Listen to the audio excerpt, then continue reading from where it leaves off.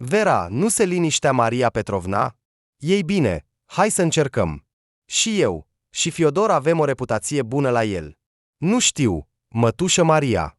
Oh, nu știu. Nu te îngrijora, Vera. Lucrăm pentru el de atâția ani, niciodată nu au fost probleme, și salariul vine la timp, iar stăpânul nu a ridicat niciodată vocea. Mătușă Maria, dar tu știi că eu am o situație complicată. A încercat să o convingă pe Maria Petrovna Vera. Înțeleg totul. Hai să vorbim mai întâi cu Fiodor, iar apoi vom vedea, a propus mătușa Maria. Dacă nu va merge, înseamnă că nu va merge. Vera s-a predat. Bine, hai să facem. Mătușa Maria a plecat. Vera știa că trebuie să continue să trăiască, trebuie să încerce ceva, dar frica de a greși o paraliza. După ce s-a eliberat, în afară de mătușa Maria și unchiul Fiodor, nimeni altcineva nu a mai vorbit cu ea.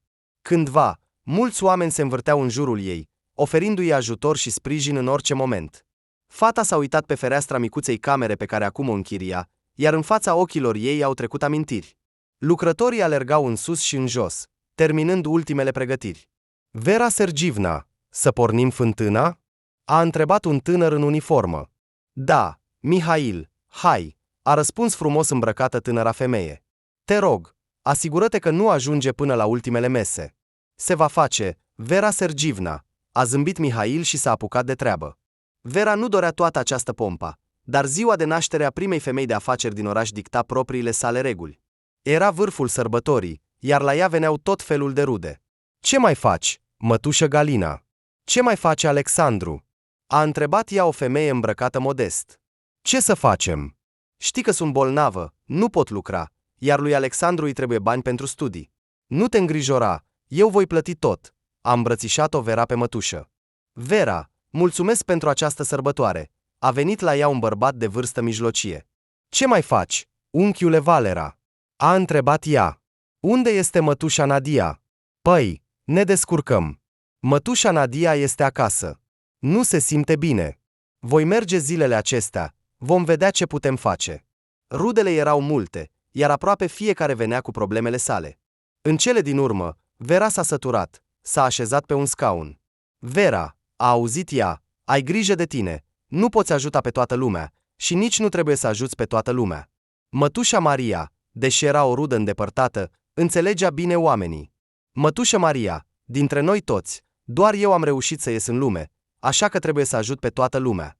Înțelegem, dar trebuie să știi măsura, a susținut conversația soțul mătușei Maria, unchiul Fiodor. Uite, Galina și-a cumpărat recent o mașină pentru fiul ei, iar tu trebuie să-i plătești studiile. Nu se poate așa. Vera înțelegea și ea că mulți dintre ei o foloseau, dar nu știa cum să procedeze corect. A fost un bătaie în ușă care a readus-o pe Vera în realitate.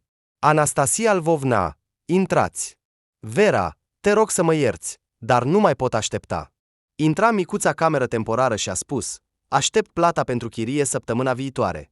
Vera știa că mătușa Maria și unchiul Fiodor o vor ajuta, dar și ei vor trebui să returneze totul cândva. Așa cum s-a dovedit, la fabrica unde s-a angajat, există întârzieri, iar oamenii nu sunt plătiți câteva luni la rând. Poate că mătușa Maria are dreptate? Voi încerca, iar apoi, cum va dori Dumnezeu. Era deja seară târziu când Maria Petrovna a bătut la ușă. Intrați, a răsunat o voce plăcută de bărbat. O femeie în vârstă și soțul ei au intrat. Denis Alexivic, bună ziua! A început Maria Petrovna. Vrem să vorbim cu dumneavoastră. Da, desigur, haideți. Aveți nevoie de o menajeră? Ați găsit pe cineva? Nu, a suspinat stăpânul cu tristețe. Nu este deloc ușor să găsești o persoană de încredere. Avem în vedere o femeie foarte bună, a susținut conversația Fiodor Stepanovic. Hai să o vedem, s-a bucurat stăpânul. O știm de când era mică. Știe să lucreze, este calmă, ascultătoare, a adăugat Maria Petrovna. Lucrezi pentru mine de atâția ani, am încredere totală în tine și în alegerea ta, a răspuns bărbatul. Te rog, spune-i să vină mâine. Da, desigur, dar, a eitat Fiodor Stepanovic. Înțelegi, a fost pusă într-o situație. A stat. În sfârșit, a spus Maria Petrovna. Denis Alexivic a tăcut. Nu știu nici eu, a răspuns el. Este într-adevăr o femeie foarte bună. Te rog, ajută-mă. Maria Petrovna nu s-a putut stăpâni și lacrimile au început să-i curgă pe obraze. A ajutat atât de mulți oameni, dar nu a reușit să-și dea seama de un nemernic. Bine, bine. Hai să ne întâlnim mâine, apoi vom decide. Denis Alexivic a suspinat greu. A doua zi a avut loc întâlnirea. Vera își răsfoia nervos degetele. Deci, acum lucrați la fabrică, spunea Denis Alexivic. De ce doriți să plecați? Am o casă mare, multă muncă, va fi și aici greu. Acolo plătesc prost, a răspuns ea pe scurt. Și unde ați lucrat înainte? A continuat el. Am lucrat ca croitoreasă într-o colonie de regim general. A răspuns ea sec. Și pentru ce ați stat?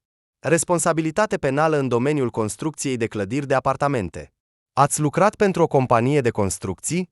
S-a mirat Denis Alexivic. Nu, eu eram proprietara acesteia. A răspuns Vera calm. Stăpânul casei a fost uimit. Stătea tăcut, neștiind ce să spună. Am fost acuzată de deturnare de fonduri publice în proporții deosebit de mari și de neîndeplinirea obligațiilor, a adăugat ea. Deci, ați lucrat cu contracte guvernamentale? A întrebat cu interes Denis Alexivic. Da, compania noastră era antreprenor general. Ați construit aici sau în alte părți? În principal aici, în oraș. Complexul rezidențial Saturn, centrul comercial Steaua. Denis Alexivic a fost impresionat. De fapt, chiar se îndoia puțin de veridicitatea cuvintelor ei. Dar oare așa ceva se poate inventa? A trecut prin mintea lui. Cu voce tare a spus, te rog să mă ierți, sunt puțin șocat. Trebuie să mă gândesc. A spus el rușinat. Bine, înțeleg. Îmi pare rău că ți-am luat timpul. Am venit degeaba, se gândea Vera, mergând pe stradă. Ce aș fi putut să-i spun? Că, muncind din greu timp de mulți ani, depășind o concurență acerbă și disprețul față de mine ca femeie, în cele din urmă, mi-am creat propria companie de construcții?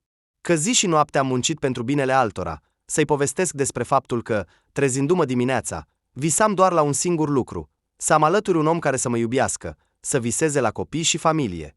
Că pur și simplu voiam să fiu femeie, iar acest dorință m-a orbit. Că nu am reușit să văd. Gândurile ei s-au oprit, iar lacrimile au început să-i curgă pe obraze. O poveste absurdă, se gândea Denis Alexivic, uitându-se pe fereastră.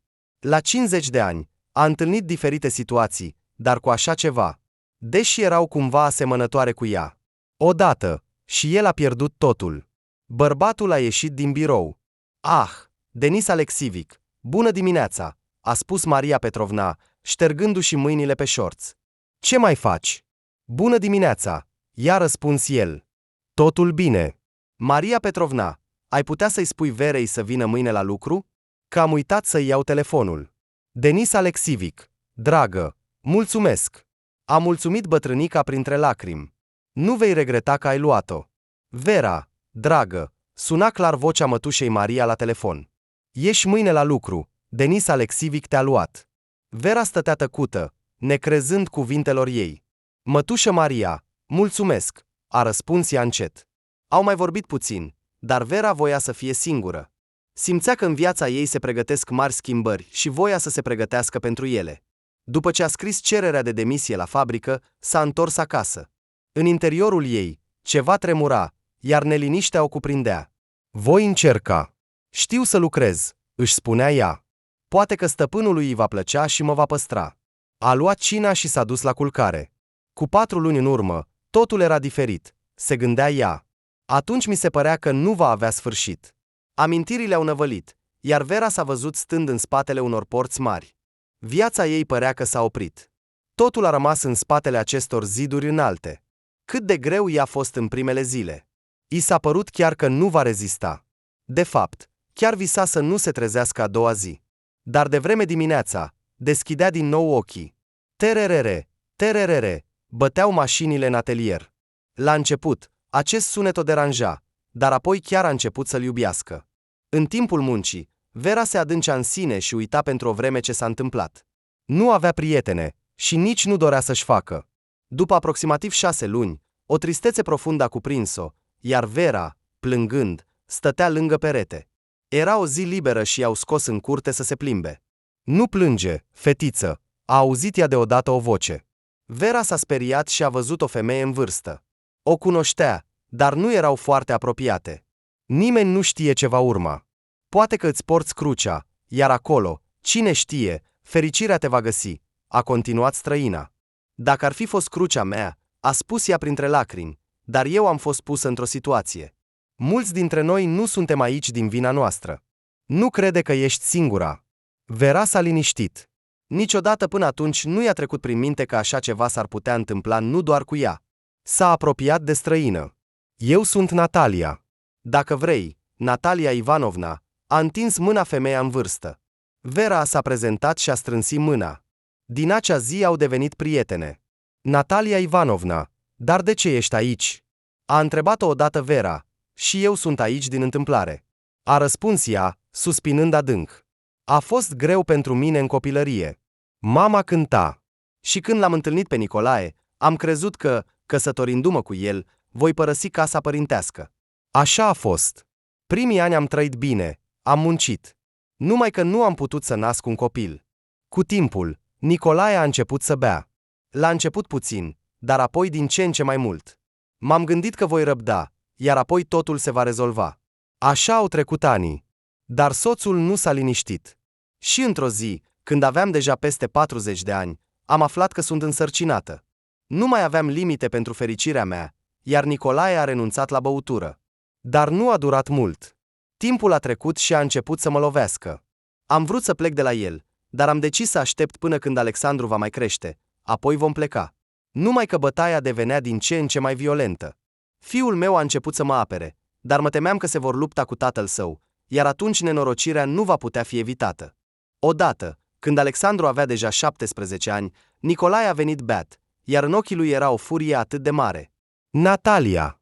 A strigat el. De ce ai fost la Eugen astăzi? La care Eugen? Îi răspund eu. Da, la vecin. Mi-au spus că, imediat ce Elena a plecat la muncă, ai trecut pe la el prin gard. Ce vorbești, Nicolae? Eu am muncit toată ziua la brutărie. Întreabă pe cineva. Nu minți, m-a lovit el. Loviturile în stomac deveneau din ce în ce mai puternice. M-am gândit că voi pierde cunoștința din durere. Nu o atinge, mamă, am auzit vocea lui Alexandru. A început o bătaie, încercam să-mi revin, când deodată am auzit un țipăt și ceva a căzut. Ridicându-mă, am văzut că Nicolae zăcea pe podea. În burtica lui am observat un cuțit. Nu! Am strigat. La masă stătea Alexandru. Era șocat și tremura tot. Ce se va întâmpla acum? A șoptit el. M-am temut că va înnebuni și i-am spus. Fiule, totul este bine. Nu ești tu. Eu sunt. M-am apucat de mânerul cuțitului cu ambele mâini, pentru a lăsa urmele mele. La judecată s-a luat în considerare că soțul meu era beat și că mă apăram. Mi-au dat 3 ani într-o colonie de regim general. Așa am ajuns aici. Dar fiul tău? A întrebat Vera, confuză. Ce să fac cu fiul? Niciodată nu a venit să mă viziteze. Apoi mi-au spus că a vândut tot ce aveam și a plecat în oraș. Această poveste a șocat-o profund pe Vera, iar din acel moment a început să privească totul altfel. Vera s-a speriat. Era miezul nopții. E deja târziu. Trebuie să dorm, și-a spus ea. Mâine am prima zi de muncă. Trebuie să mă odihnesc bine. Vera a muncit fără odihnă toată ziua. A îndeplinit toate indicațiile lui Denis Alexivic, iar el a dat aprobator din cap. Bine, mulțumesc. Acum haideți să mergem aici, a spus el, arătând cu mâna spre o altă cameră. Vera înțelegea că de la această zi depinde foarte mult și că trebuie să-și amintească toate instrucțiunile lui. Ei bine, cum ești?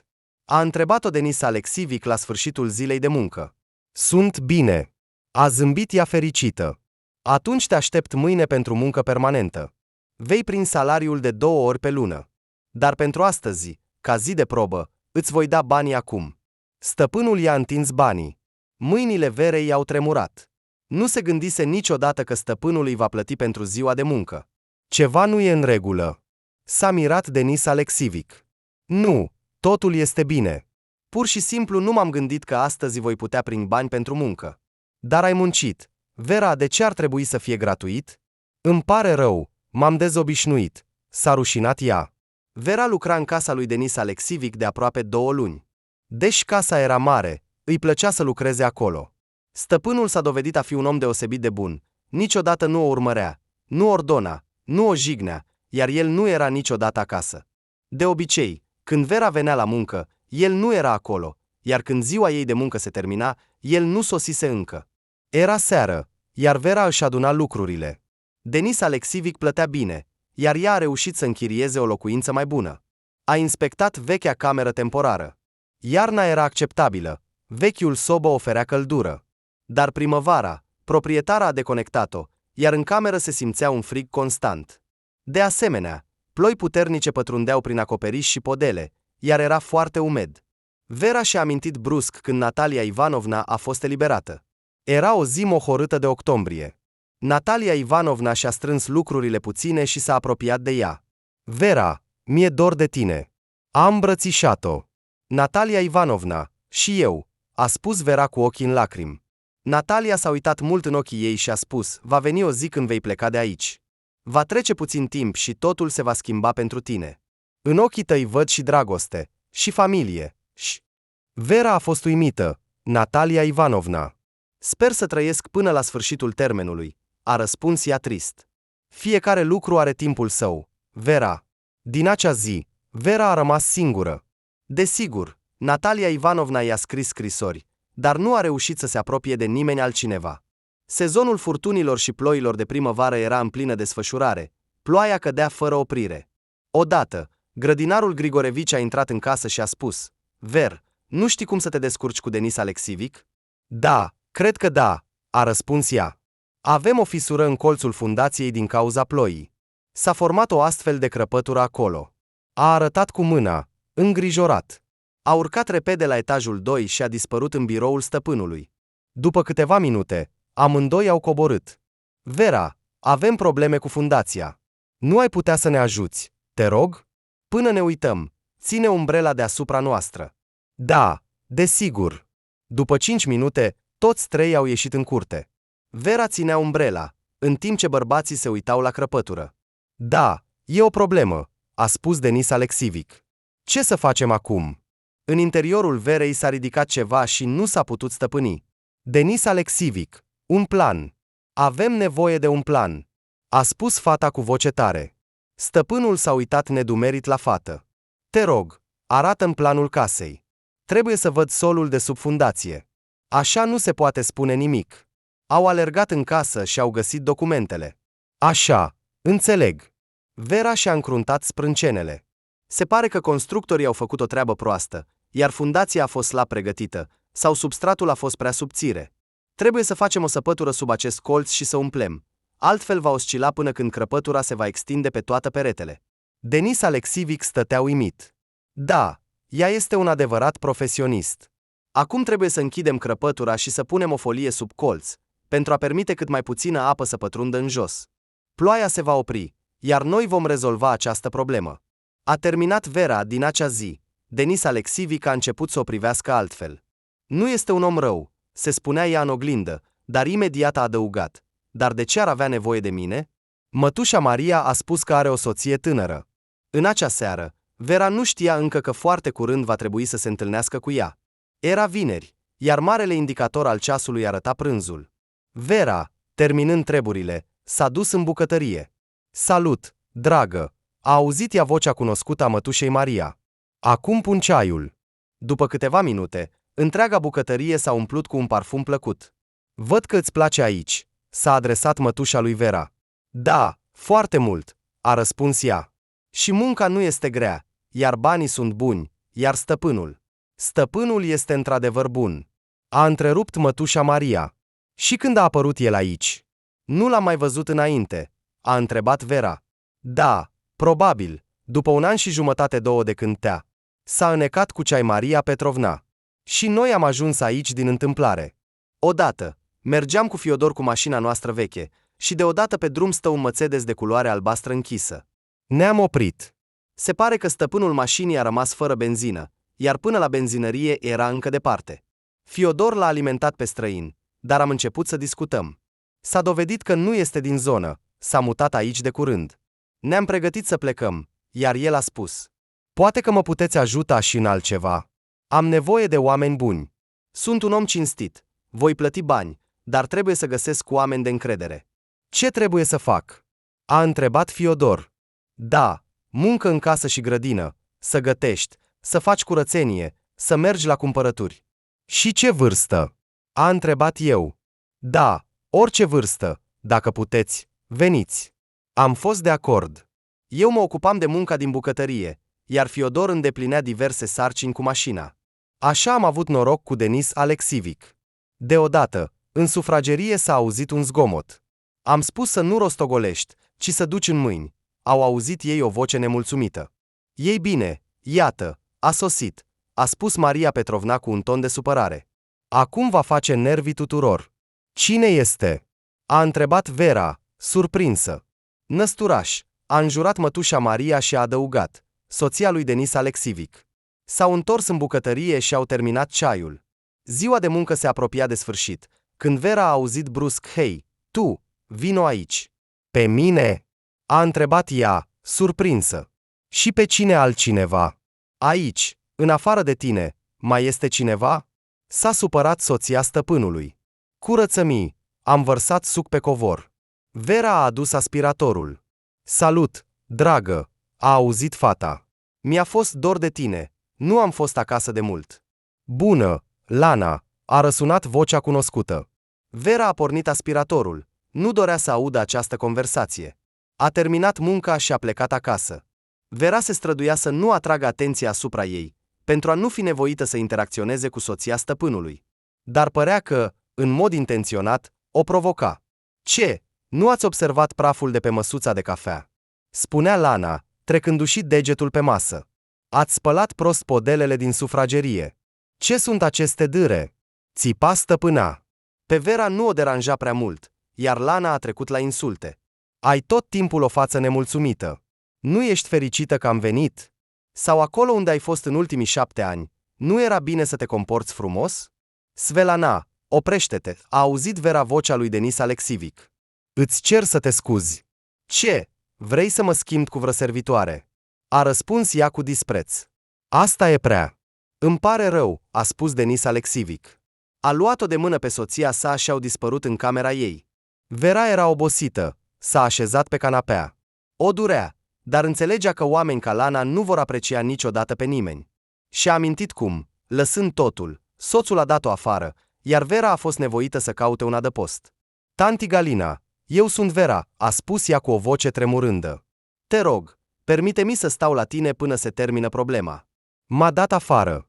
Oh, Vera, aș face-o cu plăcere, dar nu pot. Alexandru și-a adus logodnica la noi și abia ne încăpem aici 3, a mințit mătușa Verăi. Niciunul dintre rude nu a ajutat-o, doar mătușa Maria și unchiul Fidi au luat-o la ei. Vera a auzit din nou vocea stăpânului. Îmi este foarte rușine de soția mea. Îmi cer scuze. Nu-i nimic, Denis Alexivic, nu poți răspunde pentru faptele ei. Obosită, a spus ea. Da, ai dreptate, dar de mulți ani trebuie să răspund pentru ceea ce nu am făcut, a spus el cu un ton deznădăjduit. Din acea zi, Svelana a făcut totul pentru a o supăra pe Vera, nu doar că voia să o rănească, dar visa ca soțul să o dea afară. Denis Alexivic înțelegea totul. A suportat mult comportamentul soției sale, dar într-o zi a spus, Vera, te rog, vino la mine la sfârșitul zilei de lucru. Fata s-a întristat foarte tare, s-a gândit că stăpânul vrea să o concedieze. Tanti Maria, a plâns ea, probabil că vrea să mă dea afară. Oh, Vera, o liniștea mătușa. Poate că totul se va rezolva. Nu te îngrijora prea devreme. Vera a bătut nesigur la ușă. Intrați, a auzit vocea lui Denis Alexivic. Mai vrut? A spus ea încet. Da, Vera, intră. Lucrezi la noi de câteva luni și m-am atașat foarte mult de tine. Maria Petrovna nu m-a mințit când a spus că ești o femeie bună. A tăcut puțin. Inima Verăi bătea repede. Dar nu te pot proteja de soția mea, iar ea va continua să te atace. O cunosc prea bine. Vrei să plec? Nu. Dar nu știu ce să fac. Mă doare ceea ce face Lana, poate că vei găsi un loc de muncă unde nimeni nu te va jigni. Vera a tăcut. Denis Alexivic s-a dus la fereastră. Oamenii buni fac mereu aceeași greșeală. Se gândesc mai întâi la alții și abia apoi la ei înșiși. Tatăl meu era coproprietar al unei mari companii. Afacerea mergea bine și se vedea că în viitor profitul va crește. Companiona tatălui, care era și prieten, avea o fiică. O profetizau pentru fratele meu mai mic, dar nu a fost să fie. S-a dovedit a fi un leneș și un nepriceput, incapabil să se ocupe de afaceri. S-a întâmplat că prietenul tatălui meu a avut un accident și, înainte de a muri, i-a cerut să promită că Lana va deveni soția mea. Am fost categoric împotrivă, dar când tatăl s-a îmbolnăvit, nu am putut să-i refuz. Cu puțin timp înainte de moartea lui, ne-am căsătorit. În viața mea am făcut 2 mari greșeli, și aceasta a fost una dintre ele. Denis Alexivic a tăcut. Nu te îngrijora, voi pleca, a spus fata încet și s-a îndreptat spre ușă. Vera, nu vreau să te pierd, a spus el brusc. Ești importantă pentru mine. Amândoi au tăcut. Știți, nu este cel mai rău lucru care mi s-a întâmplat în viață. În cele din urmă, a spus ea, hai să lăsăm totul așa cum este. Trebuie să fim mai înțelepți. Era vară. Vera fericită se pregătea să meargă la muncă. În timpul conversației lor cu Denis Alexivic, a simțit căldura care venea de la el. Poate că și el simte același lucru ca și mine. Se învârtea în cap. A înțeles deja că între ea și Lana nu a existat nicio viață de familie și de la început a fost un impas. Nu intenționa să distrugă familia lor, era suficient să simtă că el este aproape. Denis s-a dovedit a fi un om bun. Cerul era de un albastru strălucitor, păsările întâmpinau dimineața cu bucurie. Vera s-a schimbat, a salutat rudele și muncitorii și a început să urce la etaj. Mergea încet pe trepte, fără să-și ridice privirea. Deodată a călcat greșit. Încerca să-și păstreze echilibrul când privirea ei a alunecat pe perete. Vera a rămas fără cuvinte. Pe perete era un portret cu o față care îi era teribil de familiară. Vera, a auzit ea dintr-un loc îndepărtat. Ești bine? Ai o față atât de palidă. Eu. Da, a spus ea nesigur. A înclinat capul spre portret și a întrebat cine este acesta. Fratele meu, a răspuns Denis Alexivic fără prea mult interes. Noi suntem frați pe tată, mamele noastre sunt diferite. Și unde este el? A întrebat ea cu o voce speriată. Slavă Domnului, el nu locuiește aici și nu va locui niciodată. Mi-a fost suficient odată. Dar a fost un capriciu al tatălui. El a vrut ca eu să-mi dedic întreaga viață acestui nenorocit. În asta nu a putut să mă convingă. Atunci ne-am înțeles că o dată pe an, de ziua tatălui, voi expune portretul lui. El spera mereu că ne vom împăca. Vera s-a dus în jos și a intrat în camera unde de obicei se schimba. Întregul ei corp tremura. S-a așezat pe canapea pentru a se liniști puțin. În fața ochilor ei au început să treacă amintiri și imagini uitate de mult. Pot să te ajut? A auzit Vera o voce necunoscută. Un tânăr s-a apropiat de mașina ei. Mulțumesc, mă descurc, a răspuns ea, scoțând din mașină pachet după pachet. Îmi pare rău, dar demnitatea mea masculină nu-mi permite să stau degeaba, a spus necunoscutul și a luat pachetele în mâinile sale. Arată-mi unde trebuie să le ducem. Totul s-a întâmplat atât de repede încât Vera nu a avut timp să protesteze. Și cât de des se întâmplă asta cu demnitatea ta masculină? A glumit ea, intrând în lift. Probabil că te voi dezamăgi, dar nu. Au ieșit din lift și au mers pe coridor. Locuiești aici? A întrebat el. Se poate spune și așa. Lucrez aici, a răspuns Vera. Iată-ne, am ajuns. Mulțumesc pentru ajutor. Îmi pare rău, nu pot să te invit la cafea. Am o zi foarte aglomerată. Deci, tu ești șefa aici. A citit el placa cu inscripția director al companiei Atlant. Se pare că da, a spus ea zâmbind. La revedere. Pe curând, a răspuns el sugestiv. Vera a desfăcut afișele și s-a apucat de muncă. Era deja aproape 9 când a ieșit din birou. Chiar m-am gândit că locuiești la muncă, a auzit ea în spatele ei. Se mai întâmplă și așa, s-a întors fata. Dar văd că tu nu te obosești prea mult? Ei bine, asta crezi greșit. Romanța lor s-a dezvoltat foarte repede, iar în curând Vera a realizat că s-a îndrăgostit așa cum se îndrăgostește o singură dată în viață. Vera. Cât de mult te-am căutat, a spus Andrei, mângâind-o pe păr. În sfârșit am întâlnit femeia pe care o iubesc și care mă iubește. Vera era cu adevărat fericită. Au locuit împreună deja câteva luni, iar bucuria ei nu avea margini. Au planificat nunta pentru vara următoare, pentru a avea timp să se pregătească. Dar într-o zi Andrei s-a întors acasă târziu seara. Era șocat. Ce s-a întâmplat, iubitul meu? L-a întrebat Vera. Fratele meu m-a trădat și am pierdut partea mea din afacere. Ținându-se de cap cu mâinile, a spus el cu tristețe. Andrei, dar nu ești singur, sunt cu tine, am un loc de muncă, totul va fi bine. S-a ridicat repede. Crezi că voi sta pe spatele tău? Nu mă cunoști bine. Vera, nu spun că trebuie să trăiești pe banii mei, dar dacă lucrurile tale nu se vor îmbunătăți, putem conduce împreună firma noastră. Nu pot face asta. Eu sunt bărbat, trebuie să fac ceva singur. Bine, hai să încercăm. Îți voi spune ce trebuie să faci. Cum ai avut propria afacere, pentru tine va fi ușor. După multe intări, Andrei a fost de acord. Vera a auzit vocea Mariei Petrovna. Ești aici? Da, a răspuns ea încet. S-a întâmplat ceva? Nu, mătușa Maria, totul este bine, doar că am dormit prost azi. Vera nu voia încă să spună nimănui ce s-a întâmplat. Ziua de muncă a fost dificilă și interminabilă. În cele din urmă, s-a terminat, iar Vera a intrat în bucătărie. Tanti Maria, ce este cu portretul de pe perete la etaj? A întrebat ea, încercând să nu-și arate interesul. Da, acesta este fratele lui Denis Alexivic. El îl expune în fiecare an în această zi și apoi îl ia înapoi, a răspuns Maria Petrovna. Dar a murit? A întrebat Vera. Nu, ce spui? Pur și simplu nu au comunicat de mulți ani. Face asta la cererea tatălui. Dar l-ai văzut?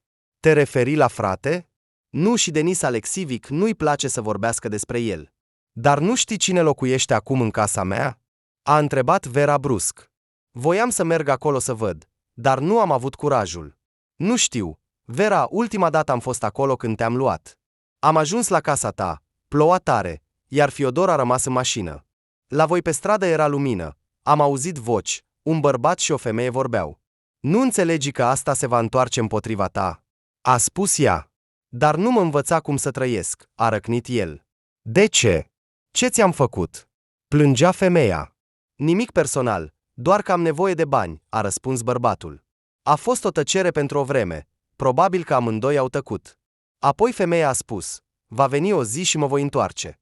Ce atunci? Când te vei întoarce, nu vei fi nimeni. Nu vei putea face nimic, a râs bărbatul. Porțile s-au deschis și te-am văzut. Am fost singurul martor că acel om a existat cu adevărat. Dar ai spus tuturor că ne vom vedea pe iubitul tău doar la nuntă. Aproape toți rudele noastre, Vera, încă cred că el nu a existat și că tu, de fapt, ai furat. Maria Petrovna a tăcut și și-a plecat capul. Deci, nimeni nu m-a crezut atunci? A întrebat Vera confuză. Acum înțeleg de ce nimeni nu m-a susținut. Vera, pierdută, mergea spre casă. Durerea veche era atât de puternică încât trebuia să facă ceva. Mâine voi merge acolo, a spus ea hotărâtă. Da, va fi greu pentru mine, dar trebuie să fac asta. Vreau să desfășor ghemul trecutului meu și să-l las în urmă pentru totdeauna. Era o zi liberă și Vera a coborât la stație. Această zonă era considerată o zonă de lux locală, iar doar oamenii foarte bogați își puteau permite să locuiască aici. Inima ei a început să bată mai repede. S-a apropiat de casa cunoscută. Spre bucuria ei, un muncitor de la curățenie era pe stradă. Bună ziua, l-a salutat pe bătrânul bărbat. Nu-mi poți spune cine locuiește acum aici? Am lucrat mulți ani în această casă și aș dori să mă întâlnesc cu foștii stăpânii. Oh, în memoria mea, stăpânii s-au schimbat deja de 3 ori. Acum aici locuiește proprietarul unei fabrici de bere, a răspuns muncitorul. Și poate știi de Andrei Șcioglov? A locuit aici acum aproximativ 7 ani, a întrebat Vera cu emoție. Nu, nu-l cunosc. Dar în următorii 6 ani nu a fost nimeni de genul acesta. Vera se întorcea acasă. Gândurile ei încercau să găsească ceva de care să se agățe. Cel mai probabil, el a vândut imediat casa. Poate chiar că, în ultimele săptămâni în care am locuit împreună, el avea deja o înțelegere cu cineva. Cea mai mare problemă atunci a fost că el nu doar că i-a luat toți banii din conturi, dar i-a luat și toate bunurile. Dacă nu ar fi fost așa, Vera ar fi putut plăti o mare parte din banii pe care i-a pus pe ea în cazul penal și măcar să obțină o pedeapsă cu suspendare. Pe de altă parte, ar fi fost nerezonabil să se aștepte la asta. El trebuia să scape de ea pentru a-și șterge urmele, altfel ea ar fi putut face ceva. Așa cum a spus atunci avocatul Roman Nicolaevic, Vera Sergivna, problema nu este că te-a trădat și că s-a deschis un dosar penal pe numele tău. Asta se putea rezolva. Problema este că nu poți plăti suma pe care ți-a stabilit instanța. Restul weekendului Vera l-a petrecut gândindu-se cum să afle cine a fost de fapt Andrei. A venit luni și a adus cu sine o nouă problemă. În casă era zgomot, toți muncitorii s-au adunat în sufragerie, iar Vera a coborât și ea. Ei bine, ce-mi veți spune acum? Este un colier foarte scump și ultima dată a fost pe masa mea. Acum nu mai este. Lana a alergat. Ce se întâmplă aici? A întrebat Denis Alexivic intrând în sufragerie. Cineva mi-a furat noul colier. Nu este în camera mea. Soția lui nu se oprea. Ești sigură? A întrebat-o soțul ei. Poate că l-ai pus undeva? Am chemat deja poliția. Vor veni în curând. Bine, până la venirea ta în această casă nu s-a întâmplat nimic de genul acesta, dar de îndată ce ai pășit pragul, a început tot acest haos, a răspuns Denis Alexivic cu furie. Deci, vrei să mă acuzi pe mine? Țipa soția lui. Poliția a inspectat întreaga casă, dar nu au găsit colierul. Aveți suspecți care ar fi putut să-l ia? A întrebat polițistul pe Lana. Da, avem o fostă condamnată. Sunt sigură că ea este. Soția stăpânului a răspuns imediat. Svetlana, Vera nu are nicio legătură cu asta. Am mai multă încredere în această persoană decât în tine. Lana s-a făcut roșie de furie și a început să țipe. După o oră, poliția a plecat. Așa cum s-a dovedit, acel colier nu a existat niciodată. Denis Alexivic s-a apropiat de muncitorii care încă mai stăteau în sufragerie. Prietenii, s-a adresat el lor. Incidentul este încheiat. Vă rog să vă ocupați de treburile voastre. Deodată, toți au auzit un zgomot. Svetlana cobora cu valiza pe scări. Îți vei regreta asta, a spus ea cu răutate soțului ei, ieșind din casă. Toți s-au întors la muncă și au uitat repede ce s-a întâmplat. Vera avea multe de făcut astăzi și voia să termine totul. Ziua de muncă se încheiase deja, dar ea încă mai curăța. Vera, nu ai plecat? A auzit vocea lui Denis Alexivic. Da, mi-a mai rămas puțin, a răspuns ea. Îți mulțumesc foarte mult că m-ai susținut astăzi. Denis Alexivic era obosit și s-a așezat pe canapea. Totul mergea spre asta. Nu putea să vină cu nimic nou. Cum aș vrea să mă întorc înapoi, a suspinat bărbatul. Din păcate, nu putem să ne întoarcem. Trebuie să rezolvăm toate problemele aici și acum, a răspuns fata. Nu-ți poți imagina câte ori am vrut să divorțez. Dar, fără să știe, tatăl m-a prins într-o capcană. Vera s-a apropiat și s-a așezat lângă el. Au tăcut puțin împreună. Mama mea era cea mai tânără din familie și, ca de obicei, era considerată o urâtă. Nu era cu adevărat frumoasă, dar inima ei era mare. Surorile și frații mai mari râdeau de ea, iar când mama a rămas însărcinată cu mine, au început să o jignească deschis. Nu știu cine a fost tatăl meu, dar mama mi-a dat tot ce a putut. Când eram adolescentă, am decis că voi reuși cu siguranță. Din păcate, mama nu a trăit să vadă acea zi. A murit când aveam 25 de ani. Atunci eram deja independentă și lucram pentru a-mi crea propria firmă. După ce am terminat construcția, mă pricepeam destul de bine la subiect. La început, eu și băieții făceam reparații, iar apoi ne-am apucat de construcția de case particulare. Ne-a ieșit bine. Am muncit cinstit. Și foarte repede ritmul a început să crească. Au apărut legături bune și ni s-a propus să lucrăm pe contracte guvernamentale. Mai întâi o grădiniță, apoi un hotel, un centru comercial, clădiri de apartamente. Am devenit prima organizație de construcții din regiune și am reușit să ne menținem standardul înalt. Vera și-a spus povestea. Ea a tăcut și a adăugat. Da, părinții noștri au avut o mare influență asupra noastră, dar totul a depins întotdeauna doar de noi. Denis Alexeevici a privit-o în ochi. Înțeleg ce vrei să spui, a început el. Am încercat toată viața să dovedesc că pot face ceva singur. Nu pot spune că tatăl meu s-a purtat rău cu mine, dar întotdeauna a fost mai atașat de fratele meu mai mic decât de mine. Atunci am crezut că, dacă voi dovedi că pot gestiona afaceri serioase, tatăl mă va iubi. Dar m-am înșelat. Am muncit din greu, am muncit nopți întregi pentru ca afacerea noastră să prospere, dar nu am reușit să devin demn în ochii lui. Când fratelui meu i-a împlinit 18 ani, au început problemele. Tatăl ne-a făcut coproprietari ai afacerii sale și ne-a alocat fiecăruia o parte. Dar foarte repede, Andrei a cheltuit totul și și-a dat partea pentru datorii. De fiecare dată găsea noi și noi motive pentru a-mi cere bani. Tatăl întotdeauna îi dădea curs. Odată, ne-au sunat și ne-au spus că fratele meu a fost răpit. Au cerut o sumă mare de bani pentru viața lui.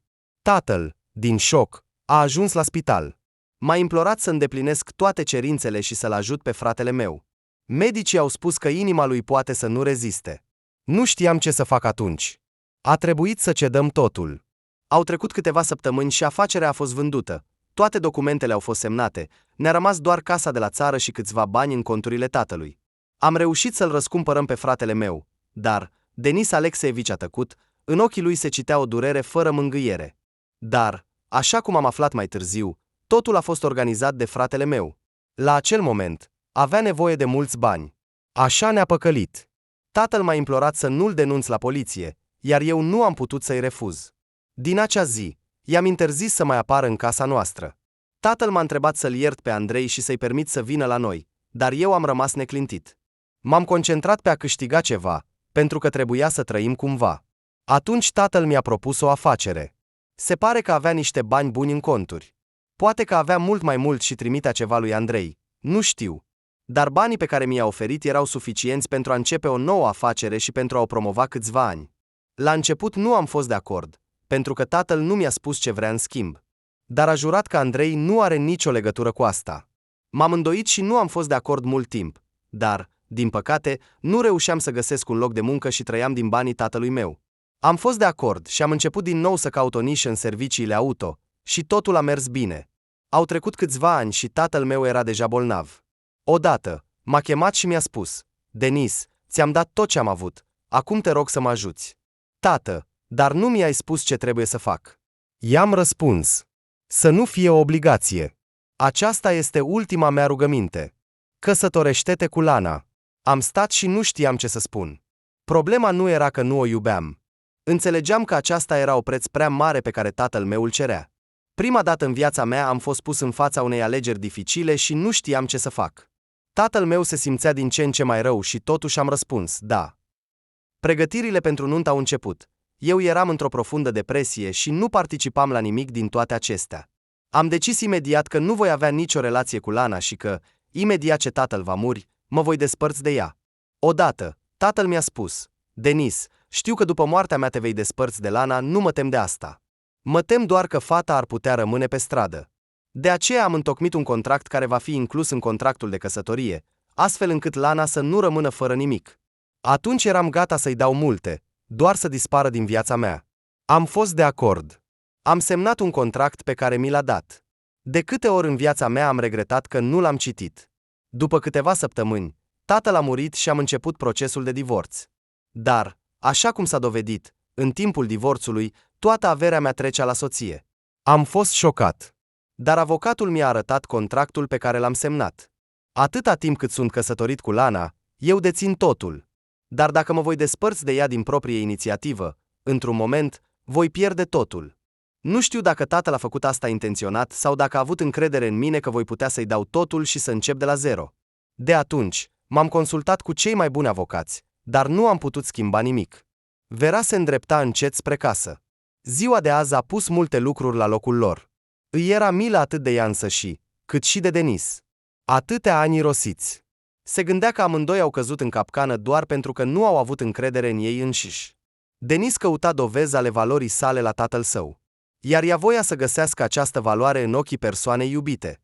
De aici toate aceste acțiuni necugetate. Cum am putut fi atât de naiv?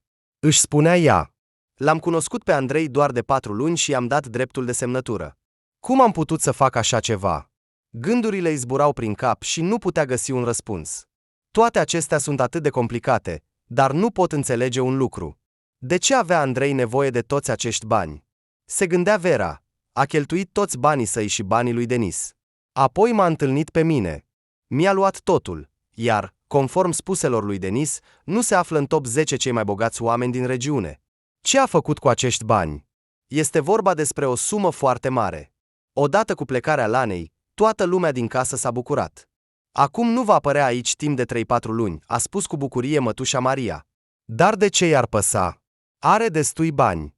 Denis Alexeevici îi pune în fiecare lună o sumă pe card. Are un apartament și o casă de vacanță undeva. Da, nu este o fată foarte plăcută. Vera a susținut-o pe mătușa Mașa. A fost răsfățată, nu a cunoscut niciodată nevoia. Munca nu era pentru ea. Sincer, îmi pare rău pentru stăpân. Este un bărbat bun. Poate că ar fi reușit să aibă și copii, dar nu poate să o părăsească, a suspinat Maria Petrovna și a adăugat. Și tu ar trebui să te decizi. Ați face o pereche bună. Mătușă Maria, ce spui? A roșit Vera. De ce mi-ar trebui mie? Văd cum te privește, Vera. Iubirea îi umplea ochii. Toată ziua în capul Verei răsunau cuvintele mătușii Maria. E o prostie totul. Se convingea ea. Poate că mătușa Maria își dorea asta, dar după ce a aflat, pur și simplu nu era posibil. Vera a auzit vocea lui. Nu ai putea să vii la mine? Fata a tresărit. Și-a scuturat uniforma și a urcat la etaj. Vera, am nevoie de ajutorul tău, a spus Denis Alexeevici, puțin jenat. Îți voi plăti pentru asta. Da, ce vrei? A întrebat ea, roșind. Hai să ieșim afară, a cerut bărbatul. Au mers în colțul grădinii. Acest loc arată foarte pustiu. Mi-ar plăcea să-l transform puțin. Ajută-mă să amenajez o mică zonă de relaxare, un foișor sau ceva asemănător cu o terasă. Arătând spre un mic pârâu, a spus el. Vera s-a bucurat cu plăcere. Visa de mult la asta, dar nici măcar nu spera că va putea să se întoarcă la munca ei preferată. Vera i-a propus lui Denis Alexeevici câteva variante, iar munca a început. Acolo ne trebuie o placă. Acum să luăm această grindă, murmura ea pentru sine, desenând pe o foaie de hârtie. Vera a fost întreruptă de Grigori. Uite, se potrivesc aceste colțuri? S-a uitat atent. Grigori, da, dar ne trebuie și mai mari. Te rog, uită-te și după șuruburi. Poate că s-au mai găsit pe undeva. Și ea și Ancore. Toată casa s-a implicat în muncă. Unchiule Fiodor, găsește-mi o feronerie bună și adu-mi un lac pentru grindă, dădea ordine Vera. Egor, colțul din stânga se înclină puțin, mută țărușul cu câțiva centimetri înapoi, i-a spus ea tânărului care marca terenul. Din păcate, va trebui să ne descurcăm fără nivel și teodolit, așa că ne dezvoltăm simțul de observație. Denis Alexeevici, de la tine avem nevoie de 2 lopeți bune și 1 kilogram de cuie, ne trebuie de 10. Apropiindu-se de stăpân, i-a spus ea. Munca a fost intensă până seara. Băieți, aici! S-a auzit vocea stăpânului. Unchiul Fiodor cu mătușa Maria și Denis întindeau o pătură sub umbra unui tei bătrân. Hai să facem un picnic astăzi, a propus stăpânul. După o oră, toți se aflau pe pătură, mulțumiți de munca depusă. Aici mai sunt de lucru vreo 3-4 zile, a spus Vera. Când terminăm, vă invit pe toți la petrecerea de inaugurare, a spus cu bucurie Denis Alexeevici. Vor fi și dansuri? A glumit mătușa Maria. Desigur, a râs stăpânul. Dacă Fiodor Stepanovici nu se supără, nu ai putea să-mi oferi primul tău dans? Denis Alexeevici, acest privilegiu pot să ți-l ofer doar ție. Toți au râs cu voce tare. Cât de mult mi-a lipsit să mă simt bine. Zâmbea Denis, încercând să adoarmă. Câți ani de muncă intensă.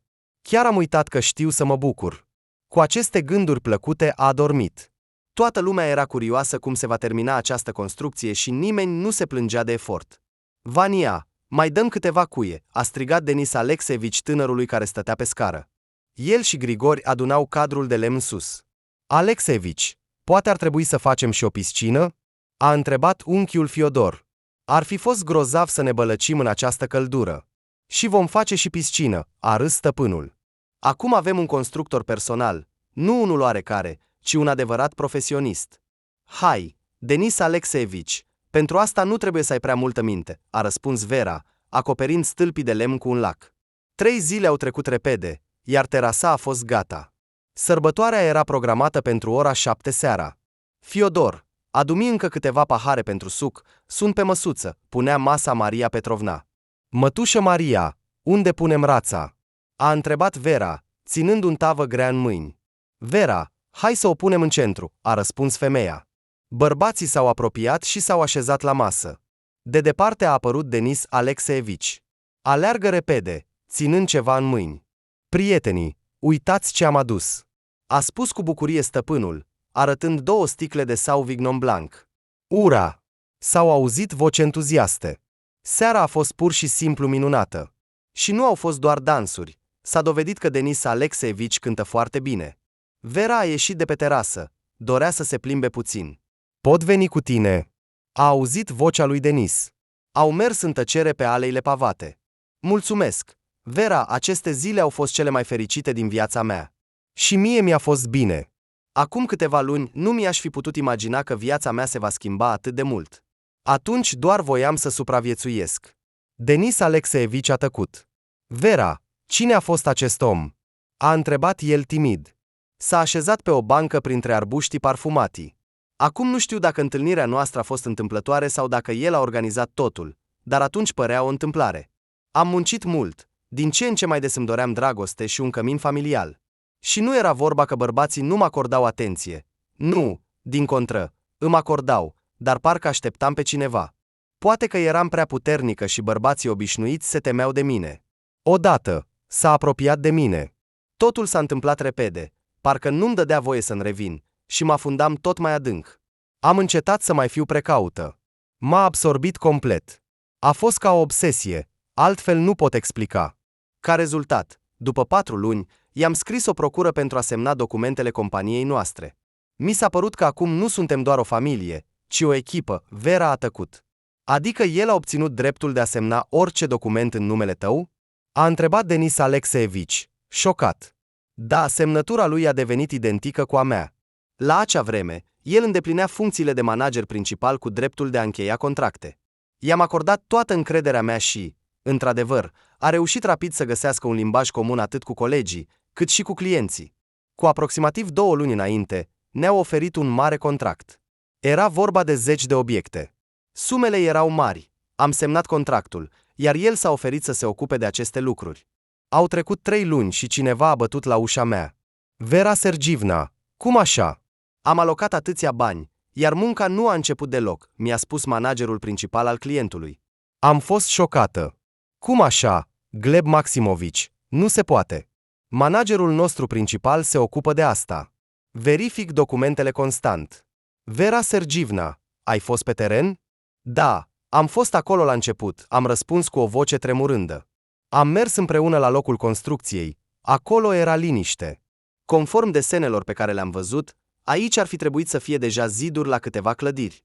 Îmi pare rău. Acum voi verifica. Cu mâinile tremurânde am luat telefonul. Numărul lui nu mai răspundea. Când am ajuns acasă, nu m-au lăsat să intru. Și am așteptat mașina lui afară. Ce înseamnă toate acestea? L-am întrebat îngrijorată. Ce anume? A răspuns el, ca și cum nimic nu s-ar fi întâmplat. De ce nu au fost efectuate lucrările? De ce nu mi-ai spus nimic?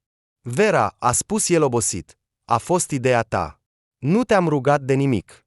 M-ai forțat să semnez documentele pentru tine. Ai vrut să mă pui într-o situație dificilă, dar ai căzut tu însăți. Am fost în stare de șoc. Cum m-ai forțat? Foarte simplu. M-ai folosit. Am făcut totul conform instrucțiunilor tale. Nu-i așa? Pleacă, am strigat. Ieși din casa mea. Vera, și aici nu ai dreptate. Va trebui să pleci tu. Nu m-am dat bătută și el a chemat poliția. Le-a arătat documentele casei și ale tuturor bunurilor, în care era scris că eu îi cedez tot ce aveam. Mi-au dat câteva ore să mă adun lucrurile. Seara a înghițit casele și copacii, iar în arbuști s-au auzit greieri. Vera, dar de ce nu te-ai ocupat de aceste obiecte? A întrebat-o Denis Alexeevici. Nu știu cum s-a întâmplat. În primul rând, el aducea tot timpul desene și planuri ale lucrărilor efectuate. În al doilea rând, am redus puțin ritmul. Am muncit atât de mult timp încât pur și simplu voiam să mă odihnesc puțin. M-a convins că pot conta pe el. Și într-o zi mi-a spus, Vera, hai să te odihnești câteva luni, măcar să reduci puțin volumul de muncă. Oricum, eu îți raportez constant. Ești la curent cu tot ce se întâmplă. În sfârșit, te vei odihni. Și poate, va veni și vremea pentru un copil. Și m-am gândit, de ce nu? Oricum, eu controlez totul. Mă voi odihni puțin și apoi voi merge pe teren. Ea doar voia dragoste. Voia să fie femeie, se gândea Denis Alexeevici, privind pe fereastră grădina adormită. Acest nenorocit a jucat pe sentimentele ei. Cât de mult seamănă cu fratele meu. Astfel de oameni se comportă întotdeauna la fel. Amândurora ne-a lipsit norocul. În dimineața următoare, Denis Alexeevici a rugat-o pe Vera să urce la el. Vera, am gândit toată noaptea la ce s-a întâmplat cu tine. Îmi pare foarte rău. Mi se pare că poveștile noastre sunt foarte asemănătoare, a spus el. Am putea deveni prieteni, să ne ajutăm reciproc. Era evident că era jenat și cuvintele nu-i veneau ușor. Da, ai dreptate. Destinul nostru este oarecum similar. Poate de aceea fiecare dintre noi înțelege cât de greu este să treci prin toate acestea. A suspinat ea și a adăugat imediat. Nu mă opun prieteniei, dar, te referi la Lana? A înțeles Denis. Ea m-a privat de toate bucuriile din viață. Am dreptul să am măcar un prieten. Bine, atunci, de acum înainte, poți considera că ai unul, a zâmbit fata. Vera, putem trece la tu. Rușinat, a întrebat stăpânul. Nu știu. Hai să încercăm, Denis Alexeevici. A răspuns Vera, emoționată. De atunci, multe s-au schimbat în relația lor, dar, așa cum au convenit, era vorba doar despre prietenie. Odată, se plimbau după o zi de muncă, le era bine împreună și încercau să profite de orice ocazie pentru a fi singuri. Denis, de ce ai plecat? A întrebat ea brusc. Te referi la plecarea din oraș? După ce tatăl meu a murit, am realizat că nu mai sunt legat de el. De asemenea, îl cunoșteam prea bine pe fratele meu și eram sigur că nu mă va lăsa în pace. Așa a fost. La o săptămână după aceea, a venit din nou. A cerut din nou bani, ne-am certat și am decis să plec de acolo. Desigur, pierdeam multe, afacerea mea mergea bine, dar nu-mi păsa. I-am spus Lanei despre asta. Ea, desigur, s-a opus. I-am propus să cumpere un apartament, astfel încât să rămână acolo. Sincer, chiar visam la asta. Nu-mi plăcea deloc să am acel om aproape de mine. La început a fost de acord, dar când m-am mutat, a început să vină aici. De obicei, stătea aici maximum o lună și apoi dispărea mult timp. În principal, venea când îi terminau banii mai devreme și încerca să înceară ceva. De ce aici? A întrebat Vera. Tatăl meu era de aici, așa că știam puțin aceste locuri, iar aici erau perspective bune pentru afacerea mea. Era aproape miezul nopții. Bărbatul a coborât scările în subsol. Era familiar cu atmosfera, cu mirosul de țigări cubaneze. Stalker? A întrebat administratorul de la intrare, surprins. Văd că aici nimic nu s-a schimbat, a răspuns el. Nu te-am mai văzut de mult. M-am gândit că ai renunțat, a răspuns administratorul, zâmbind. Pur și simplu am fost ocupat. Am avut treabă, a spus bărbatul pe scurt și a intrat în sală. Stalker a observat încă câteva fețe cunoscute. Le știa. Știa, de asemenea, că aveau bani. Astăzi voi reuși, îi bătea inima. În sfârșit, așteptarea s-a terminat și au fost invitați la masă. Erau 6 persoane. Nu rău, s-a gândit el cu bucurie. Dealerul a pus cărțile în șuz. Domnilor, vă rog, faceți pariuri, a pronunțat el cu o voce calmă. Cu țigările în mână, bărbații au început să plaseze primele fise pe mesele lor. Jocul a început. Stalker a visat atât de mult la asta și spera că de data aceasta va avea noroc. Prima rundă a fost jucată, iar Stalker avea mai mult de 21. Nimic, a spus el în sinea lui, jocul abia a început, astăzi cu siguranță voi avea noroc. Jucătorii erau oameni destul de înstăriți și jucau din plin, permițându-și să facă și pariuri secundare. Stalker era prudent. Trecuseră deja câteva ore și blackjack-ul era în plină desfășurare. Stalker a început să se agite. Își dădea seama că, dacă mai continua puțin, îi vor rămâne fără bani. Cu cât juca mai mult, cu atât ochii lui deveneau mai nebuni. În cele din urmă, a pierdut totul. Stalker, a auzit el vocea unui croupier cunoscut. A fost ultima ta miză? Băiatul se uita la el cu ochi neînțelegători. Nu, acum vin. S-a ridicat și s-a dus la administrator. Am nevoie de Willy. Stalker, ești sigur? Poate ar trebui să te oprești?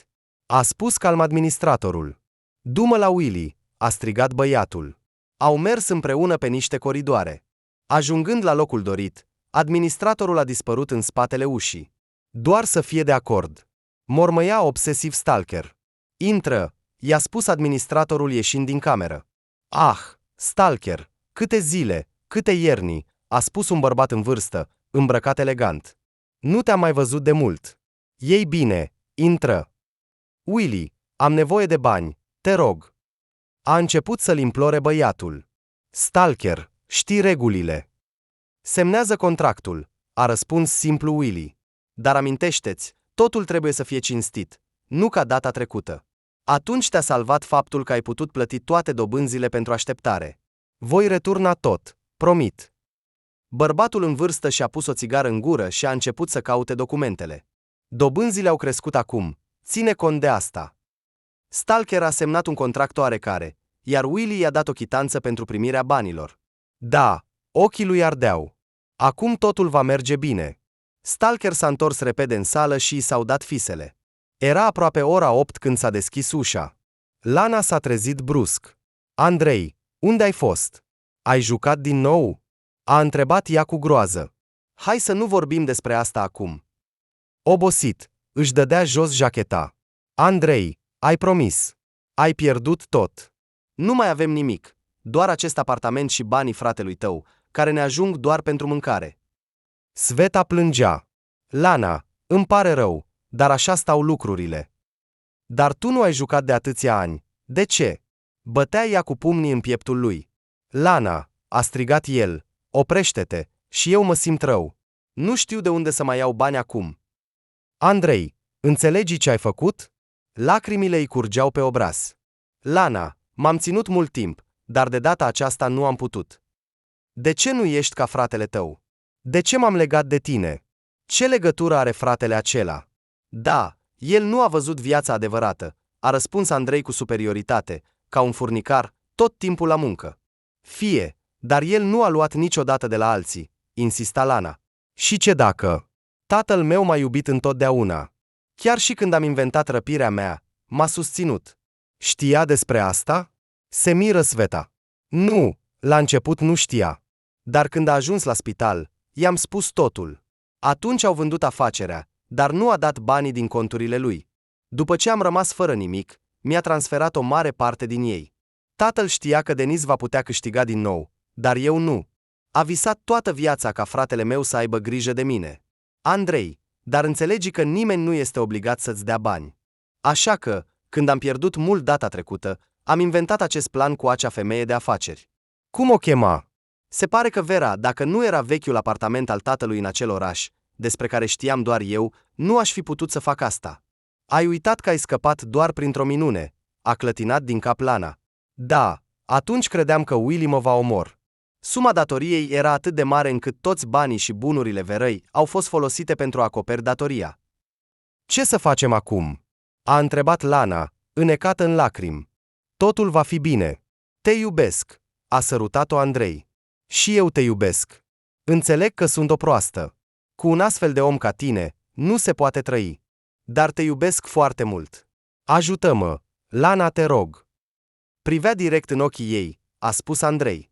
Iar Vera era fericită.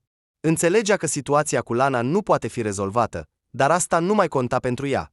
Cel mai important era că și el o iubea, simțea asta. Desigur, și-ar fi dorit să aibă o familie, dar odată a pierdut totul, așa că se bucura de ceea ce avea. Vera, a spus odată Denis, înțeleg că nu vei mai rămâne în această casă pentru totdeauna și cu un astfel de potențial ca al tău, trebuie să încerci ceva. Denis, mi-e frică, a răspuns ea, lăsându-și capul în jos, după ce s-a întâmplat totul, am o frică, mi-e frică să fac o greșeală. Înțeleg, dar nu trebuie să lucrezi la o scară atât de mare cum ai avut. Uite ce minune am construit pe proiectul tău, a arătat Denis cu mâna. Știi, și eu îmi lipsesc foarte mult munca mea. Atâtea idei, mi-ar plăcea să le realizez pe toate. Vera, oprește-te la ceea ce este acceptabil pentru tine. Să fie terase de vară, locuri de relaxare și grătare. Aici nu vor fi riscuri mari. Da, competiția este mare, dar și clienții tăi se vor găsi. Dar ce facem cu curățenia casei? A întrebat ea, rușinată. Vera, te iubesc, a spus Denis brusc. Și pentru mine cel mai important este să te văd fericită. Nu-ți poți imagina ce simt când ochii tăi strălucesc de bucurie. Vera era într-adevăr fericită auzind declarația lui Denis. Bine, voi încerca. Ai dreptate. Aici nu este nimic de riscat, a fost de acord ea. Dar eu voi continua să curăț în casă. Am convenit, a spus Denis. Nu se aștepta la un alt răspuns de la ea. Vera a intrat în bucătărie. Alo, mătușa Maria, ce mai faci? A întrebat ea.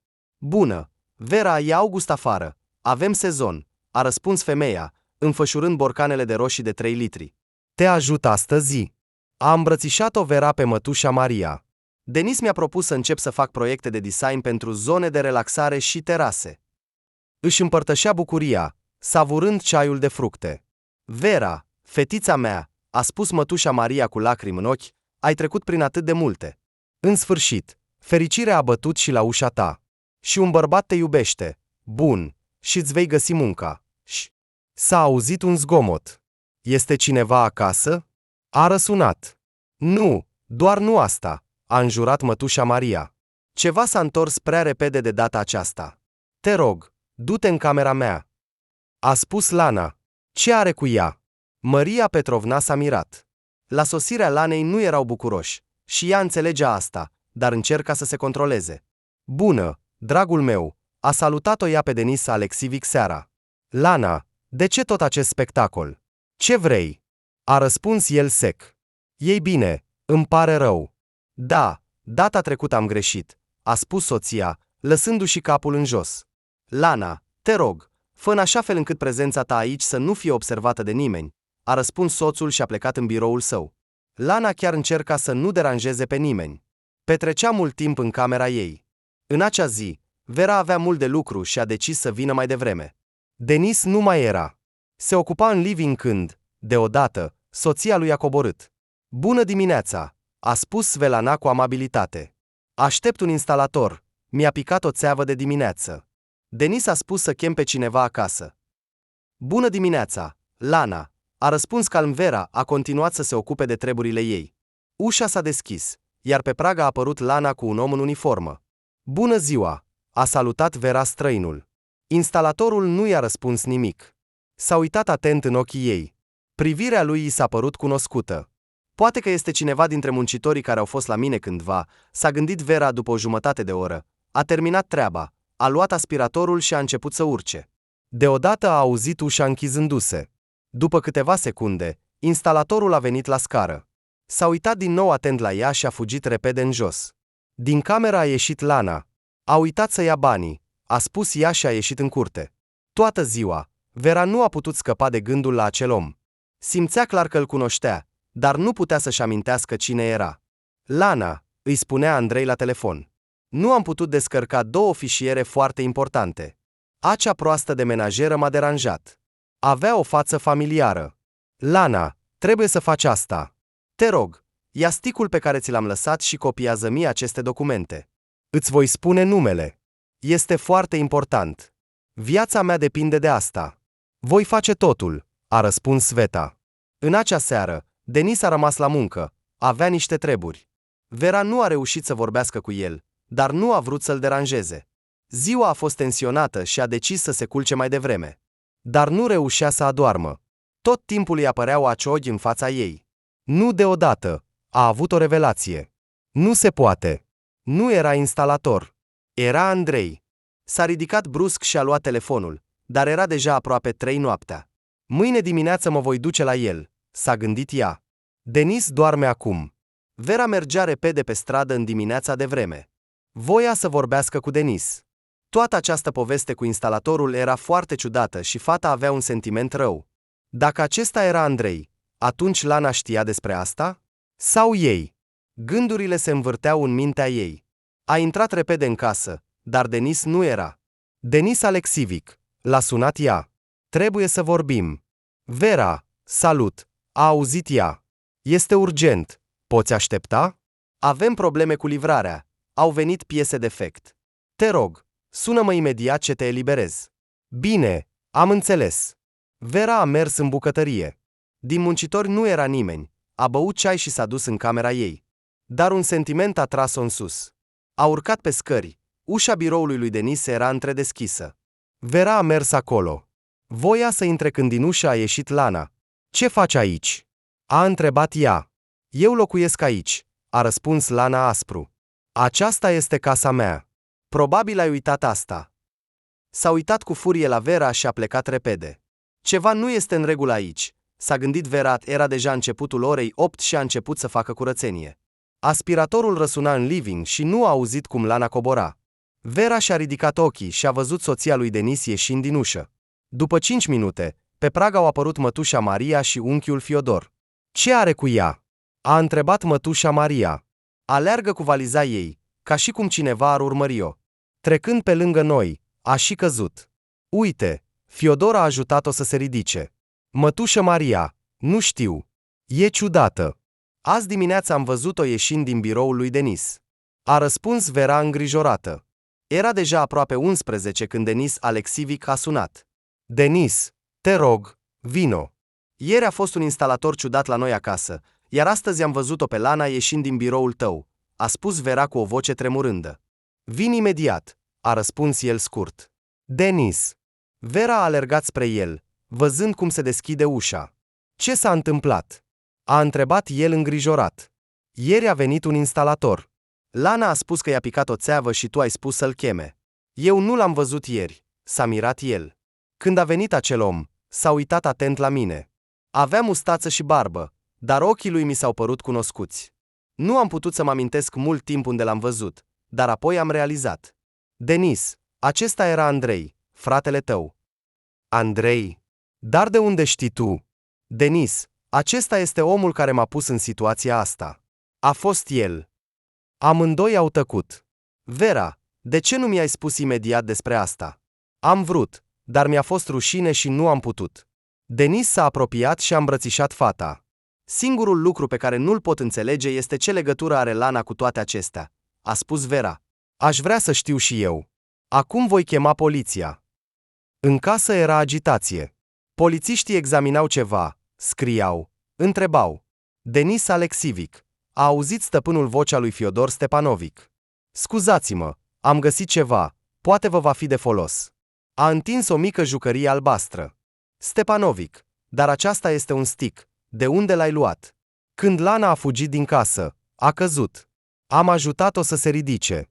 A prins valiza ei și a alergat spre poartă. Eu am stat în uimire. Deodată am văzut asta pe jos. Dar Lana nu mai era. Am decis că mai târziu vă voi arăta, dar am uitat. Înțelegi că vei fi acuzată ca complice? A spus Denis, privindu-și soția în ochi. Svelana plângea. Lana, de ce ai făcut asta? A strigat el. Sunt cu el de mult timp. Relația noastră a început cu mult înainte de căsătoria noastră. L-am iubit de când eram copil. Când tatăl era în viață, el înțelegea că de la Andrei nu va fi nimic, dar eu am insistat. Atunci a mers împotriva voinței mele și, înainte de moarte, a luat cuvântul de la unchiul Alexei că voi deveni soția ta. Lana, înțeleg că nu m-ai iubit niciodată, dar cum ai putut să-l alegi pe Andrei? Nu știu, e greu de explicat. A devenit o obsesie pentru mine.